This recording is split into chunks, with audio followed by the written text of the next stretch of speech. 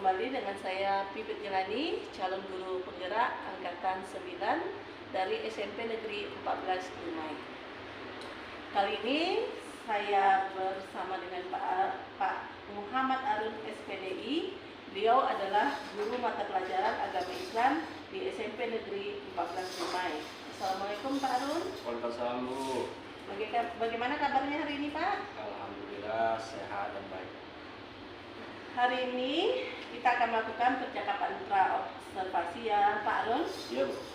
Sebelumnya nanti saya akan mengamati jalannya proses pembelajaran yang Pak Arun lakukan di dalam kelas, atau sebelumnya saya melakukan supervisi kelas. Iya.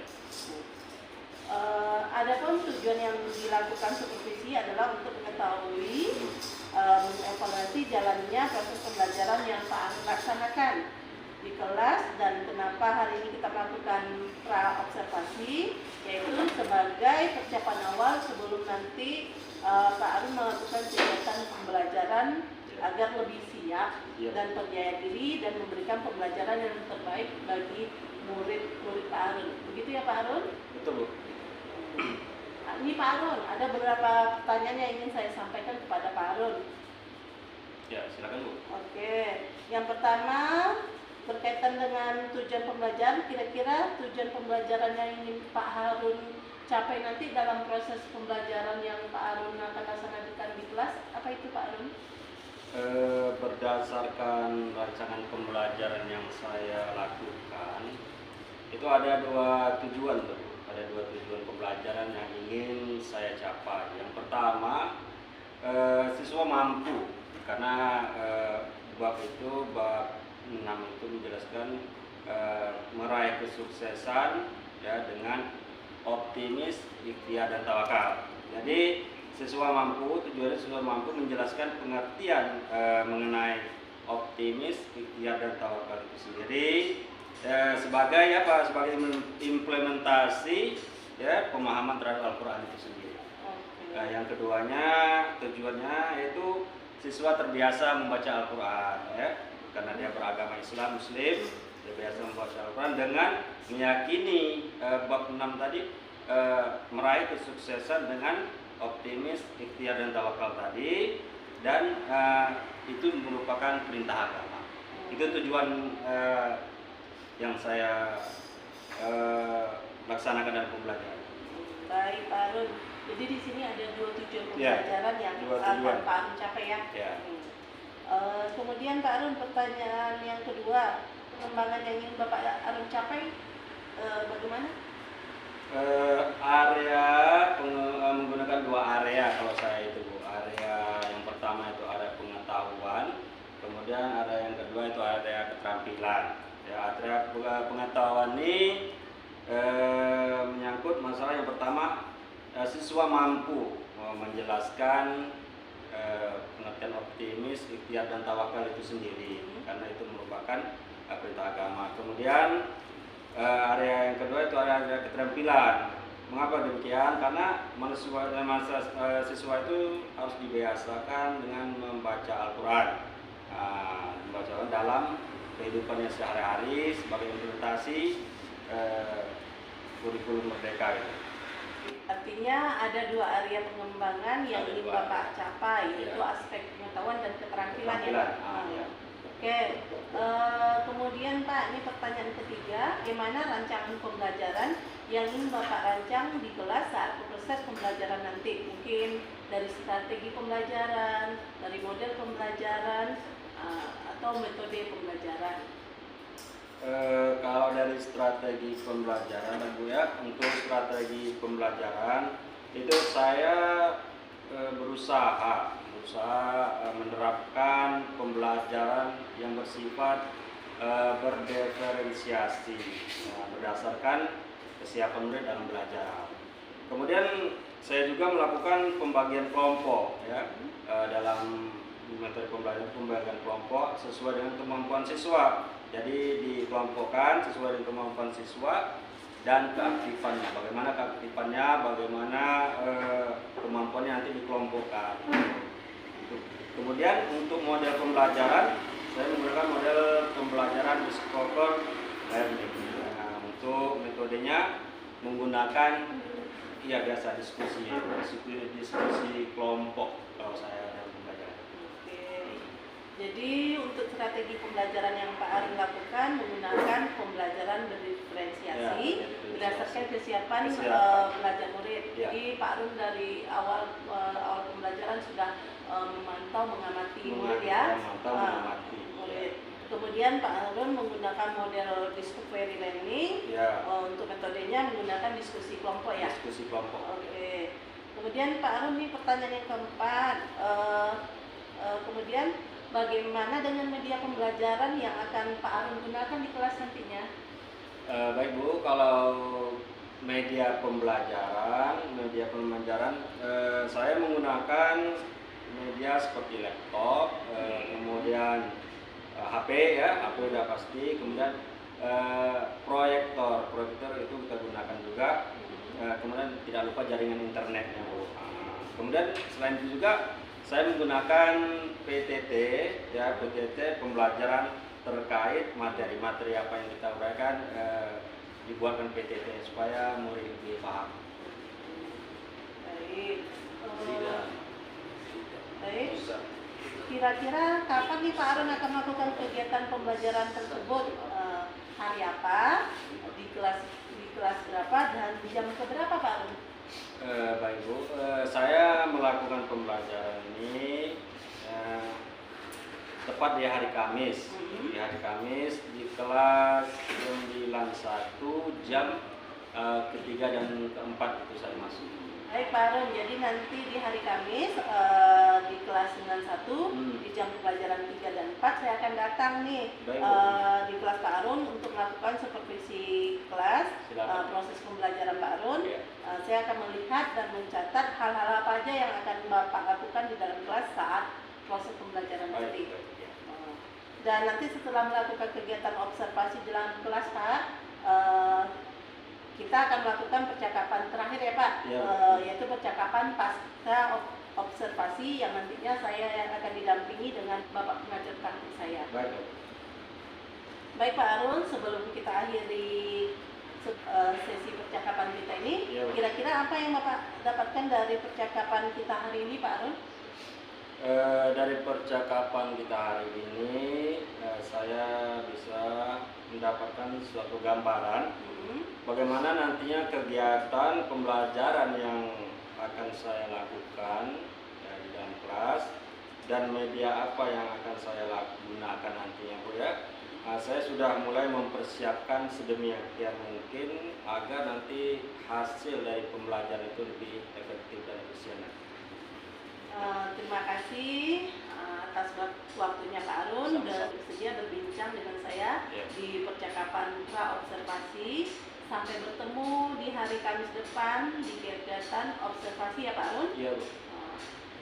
Demikian percakapan kita hari ini. Sampai bertemu di kegiatan observasi kelas dan percakapan pasca observasi.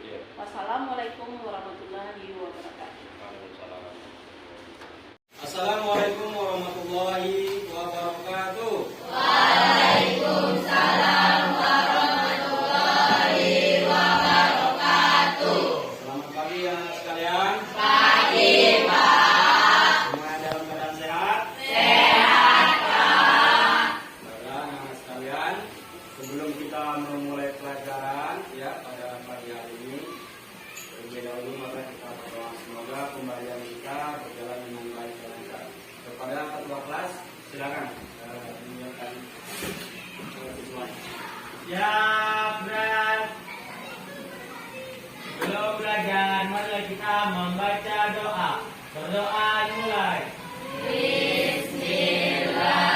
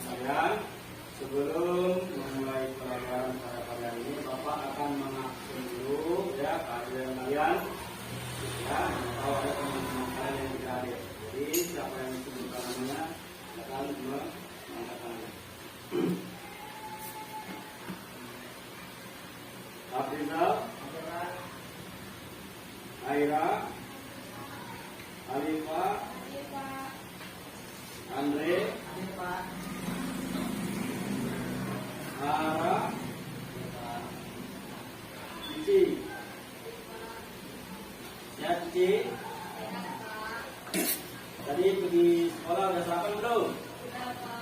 Ya udah, jangan kita sarapan ya, nanti informasi dulu. Diana? Dimas, mana Dimas? Ya Dimas. Tadi udah sarapan belum? Ya, ya. Farel? Mana Farel? Ya.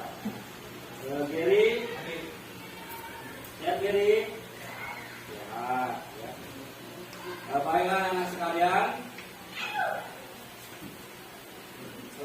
kita lanjutkan pembelajaran kita pada kesempatan ini ya dengan judul atau bab materi yang baru ya. Adapun pembahasan kita pada pagi hari ini ya tentang meraih kesuksesan, optimis, ikhtiar dan tawakal. Nah, kalau kita mau ingin sukses, ketiga ini harus kita miliki ya. Kalian mau sukses tidak? Tentu mau sukses. Kemudian ada pun tujuan pembelajaran kita pada pagi hari ini ya. Tujuan pembelajaran kita yang pertama, peserta didik mampu membaca ayat Al-Quran. Tentu kalian sudah bisa membaca Al-Quran ya? Ya. Mampu membaca ayat Al-Quran tentang optimis, ikhtiar, dan tawakal. Jadi dalam Al-Quran itu ada yang menerangkan kita harus optimis, ikhtiar, dan tawakal. Kemudian tujuan yang terusnya, peserta didik mampu memahami ayat Al-Quran. Ya, itu di dalam Al-Quran itu ayatnya ada artinya, itu yang harus kita pahami. Kemudian peserta didik mampu menerjemahkan ayat Al-Quran tentang optimis, ikhtiar, dan tawakal. Ya, kalau kita mau sukses kita harus ada yang tiga itu. Kemudian peserta didik mampu memahami kandungan ayat Al-Quran tentang ikhtiar dan tawakal. Kemudian peserta didik mampu mengamalkan dan membiasakan akhlak mulia. Ini ada peta konsep kemana arah pembelajaran kita kemana arah pembelajaran kita, optimis, ikhtiar, dan tawakal. Itu ada peta konsepnya ya. Nanti perlu kalian lihat. Itu ada hadis, ada ayat Al-Quran, ada kajian tajwidnya. Semuanya udah bisa tajwid kan, baca tajwid? Bagus ya. Itu implementasi tentang optimis, ikhtiar, dan tawakal. Semuanya berkaitan dengan ikhtiar, optimis, ikhtiar, dan tawakal. Kemudian Bapak memberikan gambaran ya. Kalau kita ingin sukses itu kita harus bekerja ke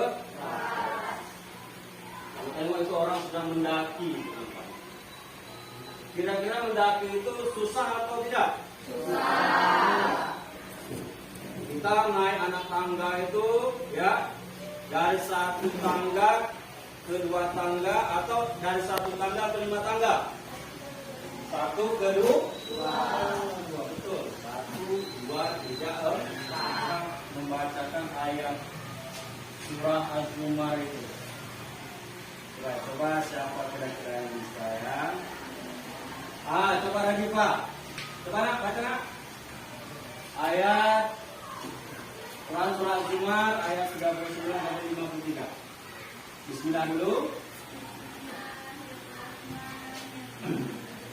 Yang lain belum mendengarkan ya.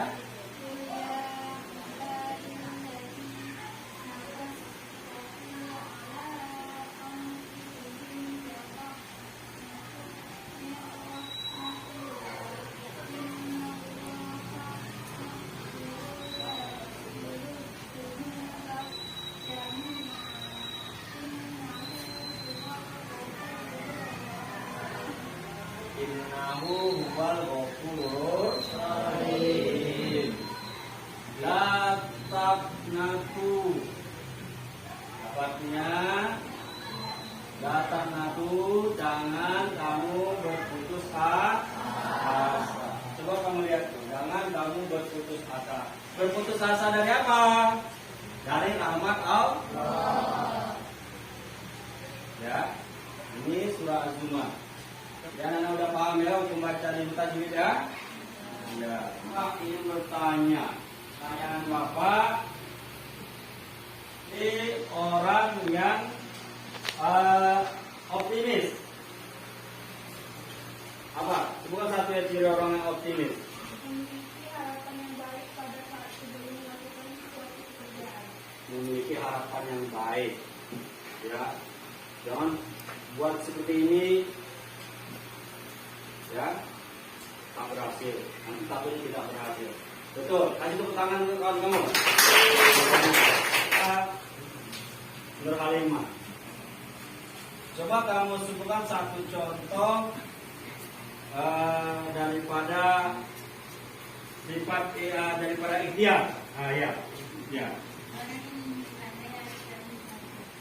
Orang yang ingin pandai harus rajin belajar. Betul jawabannya? Betul. Kasih tepuk tangan dulu. Ini Bapak ingin kalian untuk membuat beberapa kelompok ya. Yang Bapak bagi dulu kelompok 1, 2, 3, 4 ya. 3, 4. Nanti kalian bahas surah ya. Ada ayat Al-Quran tadi surah An-Najm. An-Najm, apa kandungan yang dapat kalian ambil daripada surah An-Najm tersebut? Paham ya? Bapak harus memberi argumennya ya. Sekarang Bapak ingin bertanya, bagaimana pembelajaran kita pada pagi hari ini, menyenangkan atau tidak? Menyenangkan. Ya, mungkin ini saja ya yang dapat Bapak sampaikan. Kurang lebihnya Bapak mohon maaf. Mudah-mudahan besok kita berjumpa lagi ya. Wabillahi taufiq wal hidayah. Wassalamualaikum warahmatullahi wabarakatuh. Waalaikumsalam warahmatullahi wabarakatuh. Assalamualaikum warahmatullahi wabarakatuh. Bertemu lagi dengan saya Pipit Jelani, calon guru penggerak angkatan 9 dari SMP Negeri 14 Dumai. Kali ini saya masih dengan Muhammad Harun SPDI sebagai guru yang telah saya observasi pada kegiatan supervisi akademik. Dan saya juga bersama Pak Tatang Maulana SPD sebagai pengajar praktik saya pada pendidikan guru penggerak angkatan 9 Kota Dumai. Assalamualaikum Pak Tatang. Apa kabarnya Pak Tatang? Apa kabarnya Pak Harun? Sehat Bu, alhamdulillah sehat. Alhamdulillah. Percakapan pasca observasi ini, saya akan memberikan pertanyaan-pertanyaan kepada Pak Harun terkait dengan jalannya proses observasi supervisi kelas dengan tujuan untuk mengetahui dan mengevaluasi jalannya proses pembelajaran yang telah dilaksanakan oleh Pak Harun. Ya. Ini Pak Harun, ada beberapa pertanyaan nanti yang akan saya sampaikan. Yang pertama Pak Harun, bagaimana perasaan Pak Harun terkait dengan jalannya observasi supervisi kelas yang sudah dilakukan? Terkait pembelajarannya, awalnya saya merasa grogi Bu ya. Grogi, tegang juga karena ada observasi ini kan. Tapi dengan sharing waktu, berjalannya waktu, kembali seperti biasa lagi. Alhamdulillah berjalan dengan lancar. Alhamdulillah berjalan dengan lancar ya kegiatan proses pembelajaran Pak Harun yang sudah saya supervisi. Bisa Pak Harun ceritakan kembali Pak Harun area pengembangan apa saja yang sudah Pak Harun lakukan serta langkah-langkah tahapan apa saja yang sudah Bapak lakukan dalam proses pembelajaran Pak Harun? Baik Bu, untuk langkah-langkah yang saya sudah membuat perangkat ya pembelajaran, dan untuk area pengembangan yaitu seperti yang saya sampaikan kemarin, ada dua area pengetahuan dan area keterampilan ya. Yang pertama area pengetahuan ya, itu siswa mampu menjelaskan pengertian dari optimis, ikhtiar dan tawakal itu sendiri sebagai implementasi pemahaman Al-Quran. Itu dari aspek pengetahuan. Kemudian dari keterampilan itu diharapkan siswa terbiasa membaca Al-Quran itu sendiri, baik di sekolah ataupun di rumah ya. Kenapa? Karena dengan meyakini, optimis, ikhtiar dan tawakal adalah perintah agama itu sendiri. Jadi harus membaca Al-Quran dengan baik. Baik Pak Arun, sejauh mana area pengembangan yang sudah Pak Arun sampaikan tadi? Apakah sudah berhasil dilakukan di dalam kelas atau bagaimana? Menurut saya Bu, alhamdulillah berjalan dengan lancar ya. Namun tentunya masih ada kekurangan-kekurangan. Jadi menurut Pak Arun, apa saja kendala-kendala yang Bapak hadapi pada saat proses pembelajaran yang telah dilaksanakan dalam kelas? Pada saat proses pembelajaran di kelas, kendala yang saya alami yang antara masih ada siswa yang kurang bersemangat, dan kurang aktif dalam kegiatan diskusi kelompok tadi kan. Dan siswa ini ada sebagian yang malu atau kurang percaya diri untuk tampil ke depan kelas seperti biasa, karena mungkin dia jarang tampil, sekali disuruh tampil ke depan kelas merasa malu atau grogi untuk mempresentasikan hasil kelompoknya itu sendiri. Oh begitu ya Pak. Artinya siswa tersebut kurang aktif dalam Ya. kegiatan diskusi kelompok, Ya, betul. dan siswa kurang percaya diri. Kurang percaya diri. Untuk itu kira-kira menurut Pak Arun mengapa hal itu bisa terjadi? Hal itu mungkin disebabkan kelompok tadi lah Bu. Di awal tidak dibagi pembagian tugasnya ya kan, dan tanggung jawab pada masing-masing anggota kelompok. Kemudian jadi mereka kekurangan motivasi untuk bertanggung jawab dalam kerja kelompok tersebut ya kan. Dan karena peserta didik belum terbiasa tampil ke depan kelas untuk mempresentasikan hasil tugasnya. Jadi peserta ini masih ada rasa takut atau kurang percaya diri dalam berbicara atau dalam mempresentasikan hasil diskusinya. Kemudian pada proses pembelajaran saya akan memperhatikan lah ya tentang pembagian tugas tadi, kemudian tanggung jawab setiap anggota kelompok sehingga nanti mereka bertanggung jawab dengan tugasnya masing-masing ya kan. Dan saya akan lebih sering lagi lah untuk melatih peserta didik tadi atau siswa tadi untuk tampil ke depan supaya bertambah rasa percaya dirinya ya kan, supaya lebih mantap lagi ke depannya kan, untuk memupuk rasa percaya diri pada diri anak itu masing-masing, pada diri siswa itu masing-masing. Mudah-mudahan kedepannya apa yang Pak Arun sampaikan, yang harapan Pak Arun tersebut akan terrealisasi dan memberikan proses pembelajaran yang lebih baik lagi ya Pak. Iya Bu. Kira-kira kapan Pak Arun akan melakukan perubahan dengan rencana yang Bapak Arun sampaikan tadi? Insya Allah saya mulai laksanakan di awal semester genap ya Bu ya. Di awal semester genap karena semester ganjil udah lewat, karena semester genap tahun depan ya. Oh iya, di tahun depan di awal kita masuk Iya, semester di ganjil. awal kita masuk semester. Baik Pak Arun, terima kasih atas Ya, Bu. jawaban-jawaban yang Pak Arun berikan. Ya, Bu. Mudah-mudahan apa yang direncanakan berjalan dengan lancar ya Pak. Insya Allah. Baik, selanjutnya saya serahkan kepada Pak Tatang sebagai pengajar praktik untuk memberikan umpan balik atau tanggapan terkait dengan percakapan observasi yang telah kami laksanakan tadi. Silakan dengan Bapak Pak Tatang. Terima kasih atas kesempatannya.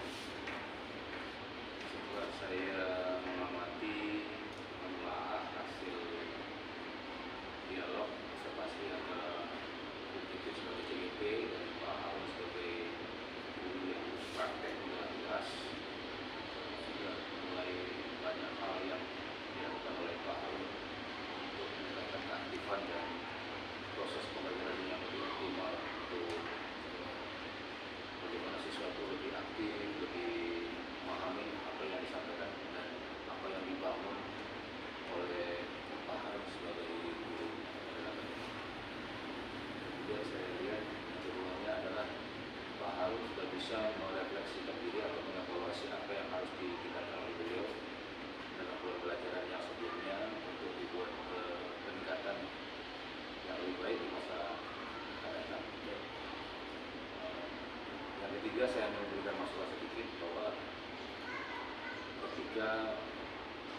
Bapak membentuk kelompok dan teman-teman anggota kelompok itu mempercayakan satu orang untuk jadi ketua. Bapak harus memberikan bimbingan juga bahwa ketua itu harus membuat suatu ketegasan dan batasan masing-masing anggota itu harus berbuat atau bekerja atau punya kejelasan, dia paham apa yang harus dilakukan. Iya Pak. Jadi tidak ada anggota kelompok yang menganggur atau dengan main. Iya. Hal lainnya adalah ketika ketua itu mau menunjuk salah satu siswa atau dua orang siswa untuk maju ke depan, untuk sementara pilihlah siswa yang memiliki kemampuan berbicara baik dan rasa percaya diri yang cukup. Yang dipaksa sama siswa yang pemalu. Kalau yang siswa pemalu untuk sementara menjelang dia membiasakan diri, diberikan tugas hanya mungkin untuk menulis, atau ada contoh gambar atau gambar, atau dia memberikan masukan kepada referensi buku lain, ini bersifat aktif pasif dalam hal itu berbicara, tapi dia banyak bekerja di aspek penulisan, mungkin penulisan tugas atau mencari referensi lain untuk mencari jawaban dari tugas yang dilakukan oleh Pak Arun. Jadi kita harus cerdas dan cermat ketika kita memberikan kepercayaan kepada ketua itu untuk melihat potensi masing-masing anggota kelompok sehingga mereka bisa bekerja dengan baik sesuai dengan kelebihan dan kekurangan. Jadi sekian dulu baik Pak Arun dan Ibu Pipit, mudah-mudahan proses dialog dan diskusi ini membawa keberkahan dan membawa kebaikan dan kemudian kita. Amin.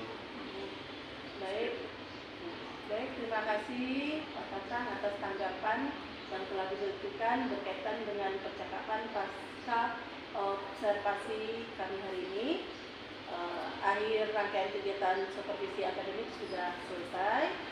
Dimulai dari percakapan pra observasi, kegiatan observasi, dan percakapan pasca observasi. Saya ucapkan terima kasih banyak kepada Pak Tatang yang sudah akan hadir pada kegiatan kami hari ini.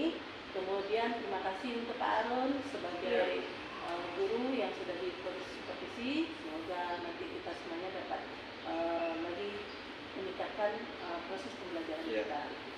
Akhiri kegiatan ini dengan ucapan wassalamualaikum warahmatullahi wabarakatuh. Waalaikumsalam.